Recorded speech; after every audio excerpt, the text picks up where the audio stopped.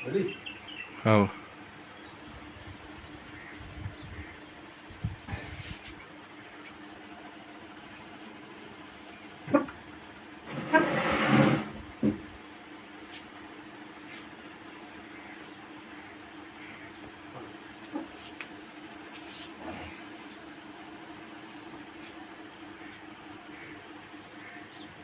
मैं दुर्गेश सोलंकी, न्यू 21 बाड़मेर। आज मैं ग्राम पंचायत बूटी में हूँ, तो मेरे साथ है लोकेंद्र, जो 2100 मतलब 2831 रैंक हासिल करी है। तो अभी मैं इनसे बात करूंगा, और इनके फादर भी मेरे साथ में हैं, जो इन्होंने प्रारंभिक शिक्षा प्रारंभ की थी, वो गुरु भी साथ में हैं। नमस्ते लोकेंद्र जी। नमस्ते सर, मैं लोकेंद्र पन्नू, सुनाव देवी सिंह पन्नू, ग्राम पंचायत बूटिया बाड़मेर। मैं नीट 2025 में 2831 रैंक प्राप्त करी, और अभी मैं सर, जैसे कि आपने शुरुआत से कैसे कहाँ से पढ़ाई शुरू की और आगे कौन से विद्यालय से किया, उससे आगे क्या तैयारी की, एक बार पूरा बता दीजिए। सर, मैंने प्रारंभिक शिक्षा वीटीए नंबर अकेडमी उच्च माध्यमिक विद्यालय गागरिया, इनके प्रबंधक मल्लाराम जी धोला है, वहाँ से करी थी। क्लास 1 से 10 तक मैंने पढ़ाई वहाँ से करी है। वहाँ पर मल्लाराम जी धोला के द्वारा निर्देशन में मेरी प्रारंभिक शिक्षा पूर्ण हुई। उसके बाद 11th और 12th साइंस स्ट्रीम में मैंने मध्य शिक्षा बाड़मेर स्कूल से करी। उसके बाद में मैंने नीट की कोचिंग करी है एल एंड सीकर से, जिसके को फाउंडर है अनिल जी बैरट सर। और इन सब के बीच में मतलब नीट की मैं प्रिपरेशन करी है, और उधर कोचिंग में ज्वाइन करके और हॉस्टल में मैंने पूरी तैयारी करी थी नीट पे प्रिपरेशन करने स्टार्ट में। पिछले साल मतलब मेरा जो नंबर थे वगैरह थे वो मतलब बढ़िया थे। उसके बाद फिर भी मेरे को कॉलेज में काउंसलिंग में गड़बड़ के कारण मेरे को कॉलेज नहीं मिली थी। उसके बाद मैं मेरी दादी जी उनका एक्सपायर हो गए थे, तो उस टाइम में मेरे को जो कॉन्फिडेंस वगैरह सारा लो हो चुका था। तो मैं गया वापस सीकर एलएन, और वहाँ पे मैंने नीट की प्रिपरेशन स्टार्ट करी। नवंबर में गया था। फिर मेरे पास काफ़ी टाइम कम था, और मेरे को काफ़ी कम टाइम में वापस प्रिपरेशन पूरी करनी थी। तो उस टाइम में मेरे को जो कॉन्फिडेंस था काफ़ी लो हो चुका था। तो मैंने वापस स्टार्ट करी पढ़ाई, एक 0 से स्टार्ट करके लास्ट एंडिंग तक पहुँची, और लास्ट में इस प्रकार मैंने अपना जो बेस्ट दिया। पेपर के टाइम पेपर काफ़ी टफ था, फिर भी मेरे को अच्छी रैंक मिली, इससे मैं खुश हूँ। जैसे कि आप 1 साल पहले काउंसलिंग करवा दें तो भी ये आपको हासिल हो जाती है, 1 साल नहीं करने में परेशानी है। हाँ, मेरी पिछली बार 541 नंबर थे, और रैंक थोड़ी ज़्यादा थी, इस कारण मेरे को कॉलेज नहीं मिली। और काउंसलिंग में गड़बड़ हो गई थी 4th राउंड में, जो अपने काउंसलिंग कराने के टाइम आवंटन हुआ था, उसमें डॉक्यूमेंट वेरिफिकेशन नहीं हो पाया था। इसके कारण डेट निकल गई, और उसके कारण कॉलेज नहीं मिली, नहीं तो मिल जाती आराम से। जैसे कि इसके अलावा आपकी परिस्थितियाँ कौन सी परिस्थितियों में आपको सामना करना पड़ा, बता दीजिए। पर स्टार्ट में मैं यहाँ से गागरिया जाता था, तो हम गाड़ी में जाते थे, नॉर्मल बस वगैरह इनमें से। तो उसमें हमारे को टाइम वगैरह उनका मैनेजमेंट काफ़ी थोड़ा सा हार्ड रहा। फिर उधर 11th-12th में हम बाड़मेर में कोचिंग अपने हॉस्टल में ही रहा, तो उसमें कोई ज़्यादा पढ़ाई में स्टार्ट में हम भाई हमारा परिवार संयुक्त परिवार है, तो उसमें पैसों की थोड़ी बहुत दिक्कत आई बाकी इसमें।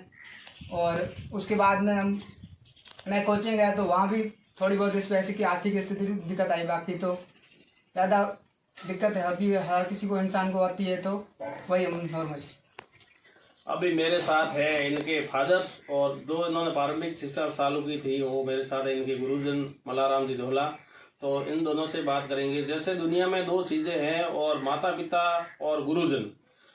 पिता माता ये चाहते हैं भी मेरा बेटा मेरे से आगे निकलना चाहिए, और गुरुजन ये चाहते हैं मेरा शिष्य मेरे से आगे बढ़ना चाहिए। बाकी वाले हर कोई टांग खींचने में लगा रहता है।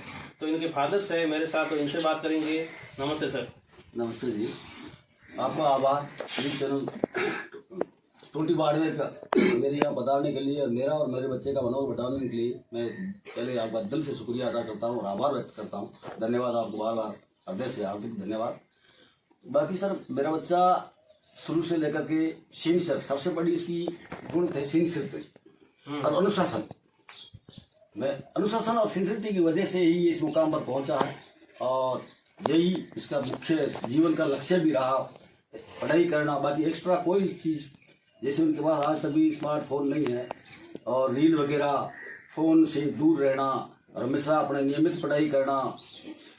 24 घंटे में लगभग 16-18 घंटे पढ़ता था। और मैं बच्चों को भी यही कहना चाहता हूँ कि जो भी बच्चा तैयारी कर रहा है, सबसे बड़ी उपलब्धि है, पहली एक शर्त है कि उसमें एक तो अनुशासन होना चाहिए और एक नियमितता, रेगुलरिटी।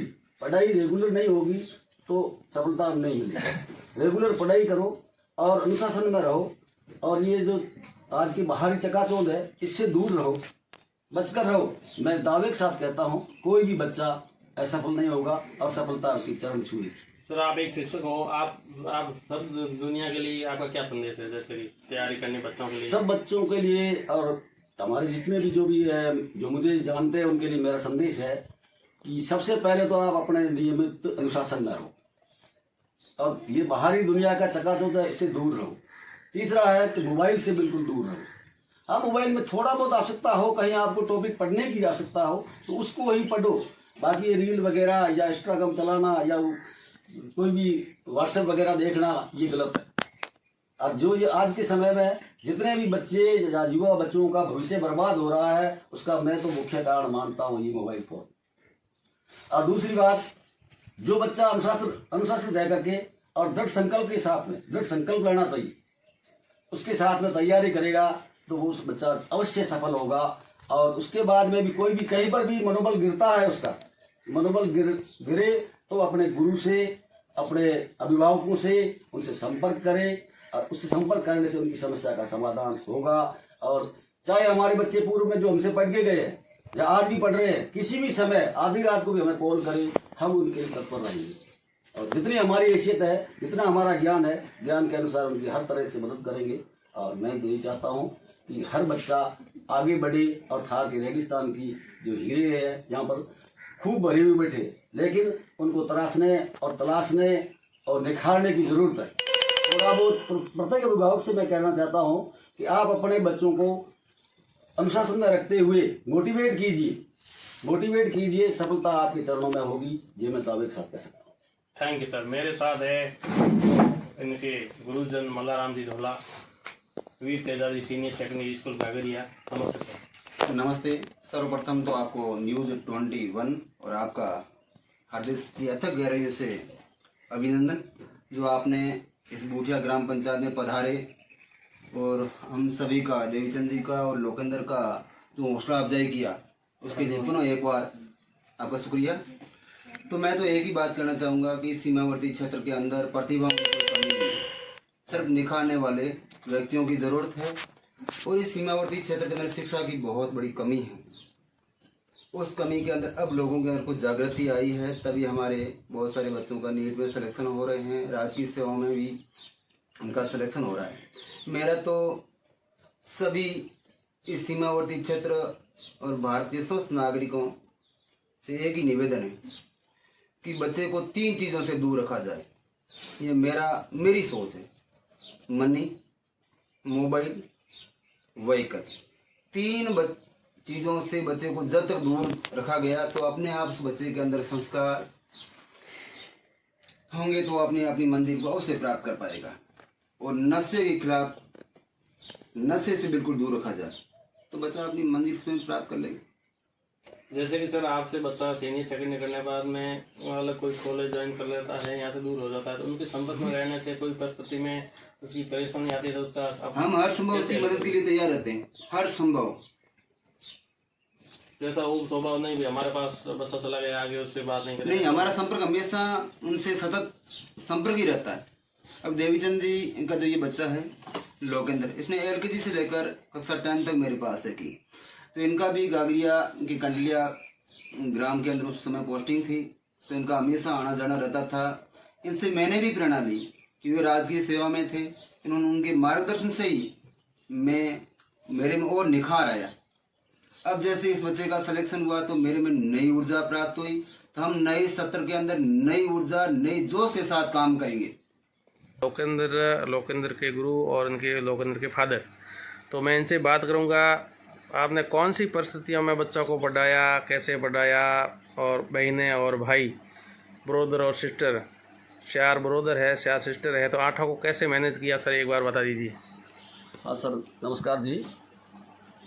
मैं 1995 मेरी पोस्टिंग हुई, प्रथम पोस्टिंग मेरी बिजवाल में हुई और मैं 3rd ग्रेड टीचर के रूप में लगा और उसमें कोई सैलरी भी नहीं थी। और यहाँ ये रेगिस्तान का थार है जिसमें तो पानी की बूंद तक भी नहीं है। लेकिन विकट परिस्थिति में मैंने पूरी अपने जी जान से अल्प बचत करते हुए सारे बच्चों को पढ़ाया। आज की तारीख में मेरा 100% परिवार पोस्ट ग्रेजुएट और ग्रेजुएट है। तो ये इसके लिए मैंने बहुत कड़ी मेहनत की, मतलब मितव्यता के साथ में, मैनेजमेंट के साथ में। सबसे बड़ा लड़का मेरा जो भी आयुर्वेदिक डॉक्टर है, उसकी डिग्री पूर्ण हो चुकी है। उसके लिए मैंने रोज़ आज से 10 साल पहले एक दिल में स्वप्न देखा था कि बच्चे को MBBS बनाना है। 5 साल उसमें उसकी कोटा से कोचिंग करवाई, फिर भी वो सफलता मुझे नहीं मिली MBBS वाली। तो मुझे आयुर्वेद में ही संतुष्ट करना पड़ा और वो दिल में मेरा सपना था। सपने को साकार करने के लिए मैंने छोटे वाले लोकेंद्र को तैयार किया और इसको कहा भी तुम्हें उसमें जाना है, और कड़ी इसने मेहनत की। आज वो मेरा सपना साकार हुआ। इसके लिए मैं बहुत ही दिल से खुश हूँ और मेरा पूरा परिवार भी खुश है।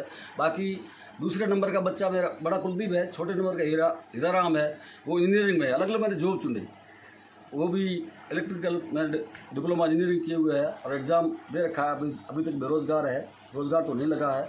तीसरे नंबर वाले को टीचर लाइन में लिया, वो भी MA BEd है और आज उदयपुर में तैयारी कर रहा है। और चौथे नंबर का लोकेंद्र है। बच्चियाँ हैं मेरी 4 है, 4 बच्चियों में 2 बच्चियों की शादी हो चुकी है, वो भी BEd है सारी दोनों ही, और कोशिश कर रही है पढ़ाई में। तीसरे नंबर की बच्ची है, वो ब्लॉक टॉपर है SDM द्वारा समान ट्रांसफर में, और उसने STC कर रखी है और पशु परिचय में भी चयन हो चुका है।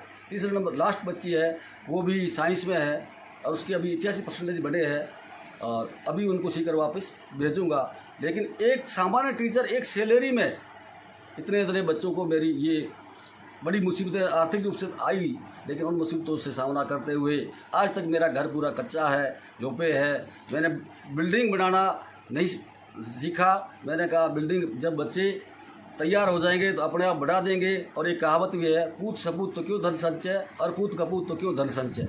तो उसको चरितार्थ करते हुए बच्चों पर ही मेरी पूरी जो संपत्ति या जो भी तनख्वाह मिलती थी उसको लगाया। और मैं आज खुद भी स्कूल भी जाता हूँ तो कभी कभी पैदल भी चला जाता हूँ, या मेरे पास एक 2000 मॉडल की जीप है, उसी में जाता हूँ। आजकल लोगों के पास स्कॉर्पियो है, किसी के पास क्या है, सब कुछ है, लेकिन मैं उस चकाचौंध से दूर रहते हुए मैंने एजुकेशन पर पूरा ध्यान दिया। और मैं अन्य मेरे जो सज्जन मित्र गण है उन सबको से आग्रह करना चाहता हूँ कि आप भी एजुकेशन पर ध्यान दें। पढ़ाई बगैर कुछ नहीं है, शिक्षा शेरनी का दूध है, जो पिएगा वो दहाड़ेगा और इसके पीछे जो रह जाएगा उसका कोई खिताब नहीं रहेगा या कोई कुछ मतलब फर्क मनुष्य की जुर्नी में भी पीछे रह जाएगा। तो इसलिए मेरा निवेदन सबसे और बच्चों से भी है कि आप भी मेहनत करो, सब जीवन में आगे बढ़ो, सफलता अर्जित करो। जय हिंद, जय भारत। सर आपसे एक आखिरी क्वेश्चन करेंगे, जैसे कि सीमावर्ती इलाका है और परिस्थितियाँ ये रहती है, एक बच्चे को या 2 बच्चों को संभालना बड़ी मुसीबत रहती है, लेकिन 8 बच्चे, 4 बहनें 4 भाई, इनको आपने कैसे मैनेज किया? यहाँ तो पानी भी नहीं है, आने जाने के साधन की कमी है, कई हम गाँव में घूमते हैं लाइट भी नहीं है, वहाँ नेटवर्क तक नहीं है। तो इसके बारे में, इस परिस्थिति में आप इस बच्चे को आगे लाए और भी डॉक्टर बनाए, ये परिस्थिति आपने कितनी, इतनी परिस्थिति में कैसे आप आगे निकले? इन परिस्थिति में मेरे परिवार ने मेरा पूरा सहयोग दिया और उसके साथ में मेरे रिश्तेदार, मित्रों, हितैषियों, उन्होंने भी मुझे मेरा सहयोग दिया। और आज भी बच्चे हैं, मेरे बच्चा बड़ा वाला डॉक्टर है, आयुर्वेदिक डिग्री कंप्लीट है, फिर भी मेरे खेत में जाकर के खेत का काम करता है, घर में आकर के घर का काम करता है। उसको ये शंका शर्म नहीं है कि मैं एक डॉक्टर हूँ और ये कैसे काम करूँ। तो हमारा, मैंने पहले ही बताया कि सादा जीवन उच्च विचार, हम सिंपल रहने वाले हैं। एक टाइम रोटी खाई होगी, एक टाइम भूखे सो गए होंगे, लेकिन एजुकेशन पर बहुत ध्यान रखा और एजुकेशन पर ही खर्च लगाया और उसी वजह से आज सफलता मिली है। और ये सफलता जो मिली है ये भी मैं मेरे ऊपर नहीं लेना चाहता हूँ। मैं मेरे मित्र, अजीजों, मेरे परिवार के सभी बच्चों और बच्चियों, मेरी बहुओं, मेरे धर्मपत्नी और मेरे अड़ोस पड़ोस और जो भी मेरे सज्जन लोग हैं, जब मेरे दिल से जो मुझे चाहते हैं, उन सब की दुआ, उनसे का ही फल है, उनकी भावनाओं का फल है, आशीर्वाद है उनका। और मैं ये सारा श्रेय भी उनको समर्पित करना चाहता हूँ। उनकी बदौलत हुआ है। कहावत है, जहाँ दवाई काम नहीं करती वहाँ दुआएं काम करती है। और ये सबका आप सबका आशीर्वाद है, मल्लाराम जी सर का आशीर्वाद है, ठाकराराम जी सर का भी आशीर्वाद है। और भी मैं खुद एजुकेटेड हूँ, तो MA हूँ पॉलिटिकल साइंस में 1994 से बीएड हूँ, तो मुझे भी जानकारी थी, और एक दर्शन शास्त्र भी दार्शनिक के रूप में हूँ, तो दार्शनिक थोड़ा लंबा सोच के चलता है, तो इसी वजह से ये सब सफलता हासिल हुई। अड़ोस पड़ोस से भाईचारा से आप क्या कहना, राम राज्य की तरह आपके जो सबों ने सहयोग किया। बिल्कुल, थैंक यू सर। बहुत बहुत धन्यवाद आपका, आप पधारे, हमारा मनोबल बढ़ाया, इसके लिए हम अभ्यस में आपका आभार प्रकट करता हूँ और तहे दिल से आपका शुक्रिया अदा करता हूँ। जय हिंद, जय भारत, जय भीम। साथ में लोकेंद्र की 2 भाभियां भी है, उनसे भी हम बातचीत करेंगे कि आपको कैसा लगा जब आपने सुना कि हमारे देवर का जो है 2831वीं रैंक के साथ सिलेक्शन हुआ है। हमने जब सुना तो हमें बहुत ही खुशी हुई, बहुत ही अच्छा लगा कि हमारे देवर का सिलेक्शन हुआ, अभी नीट में नंबर आया, हमें बहुत ही अच्छा हुआ, पूरे घर को भी बहुत खुशी मिली। जी इनसे बात करूंगा, एक एफएम द्वारा सम्मानित की हुई है, आपने क्या बताइए। नमस्ते। जिस टाइम रिजल्ट आया उस टाइम हमें पता चल गया था कि हमारे भाई का मतलब नीट में सिलेक्शन हो गया। पूरे ऑल इंडिया में उसकी 2831वीं रैंक है। मैं बहुत खुशी हुई ये जानकर कि हमारा भाई डॉक्टर बनेगा। Thank you sir. मेरे साथ है इनकी माता जी लोकेंद्र, दोनों सिस्टर और दोनों बड़ी भौजाई। Thank you sir. मैं दुर्गेश सोलंकी, न्यू 24 बाढ़ में।